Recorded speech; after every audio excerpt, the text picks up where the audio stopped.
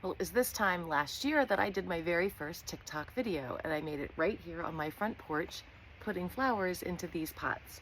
And it's time to do it again.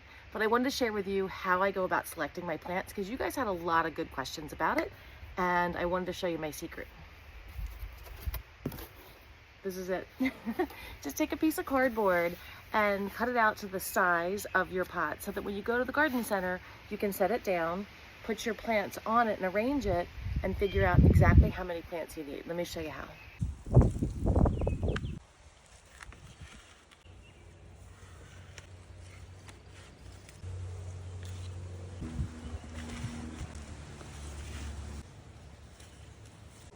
Okay, so I laid them out, and you can see they fill out very, very nicely until I get around to here. So I'm thinking we'll go ahead and add something yellow. So following my basic design principles, I have some height with my salvia and my geranium. I have a big punch of color here with these Gerber daisies. And then I have complementary colors like the lantana, which complements the red geranium and the Gerber daisy.